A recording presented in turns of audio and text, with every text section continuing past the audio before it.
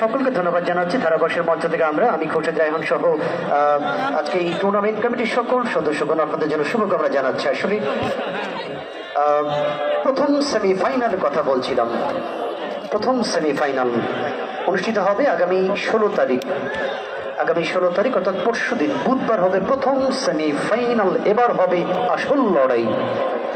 আগামী 16 তারিখেই আমাদের সেই প্রাণের দল, আমাদের জেলা, আমাদের দল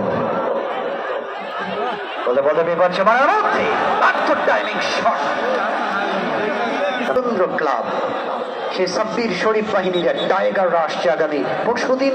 তাদের প্রতিপক্ষ হবে গ্রুপ এ, অর্থাৎ যে দলটি প্রথম দিন খেলার কথা ছিল সেই দলটি আজকে খেলছে। এই দলটি হবে অর্থাৎ আজকে রাজশাহী এবং বগুড়ার মধ্যে যারা জয়লাভ করবে তাদের সঙ্গে খেলা হবে আগামী পরশুদিন সেমিফাইনালে সেই আসাদ ভাইয়ের দল সাপাহার বরেন্দ্র ক্লাব, আমাদের নওগাঁর দল। আজকে নওগাঁ ধামুরহাট থেকে অনেকগুলি দর্শক এসেছেন। নওগাঁ ধামুরহাট থেকে অনেকগুলি দর্শক এসেছেন। বলতে বলতে ডান সাইড থেকে আবার তানভীর বগুড়া দল আক্রমণ রচনায় কড়া মার্কিং করছেন লেহার। তানভীরে মাইনাস একটু ভালো ছেড়েছিল, তবে হেড করতে পারলে গোল আসতো, তবে হেডে কিন্তু হয়নি। বডি রিসিভ থেকে বলটি থেমে গেল। থেকে চোখান আড়াআড়ি ভাবে বিপক্ষের দিকে অনেকগুলো স্পেস বাড়িয়েছেন। ডিফেন্ডার কিন্তু কড়া মার্কিং করছেন অনেকটা রংধনু স্টাইলে, যে কারণে শট করতে সুযোগ পেলেন না স্ট্রাইক পজিশন থেকে। রায়হান আমাদের টপ। ঢাকা মোহামেডান স্পোর্টিং ক্লাবের তারকা গোলরক্ষক আসছে নওগাঁ দলের পক্ষে।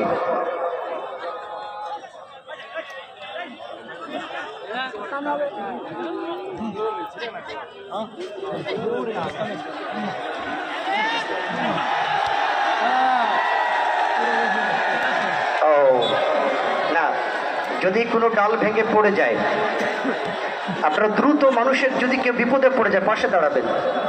কেউ যেন দুঃখ না নিয়ে যায়। প্রত্যেকটা মানুষের জন্য তাদের পরিবার পরিজন আফসোস করে। এই যে আমি মাঝে মাঝে বলতে চাচ্ছিলাম আসলে কথাটি সুযোগের সাথে গোল করবার জন্য, কিন্তু টাইমিংটি হলো না।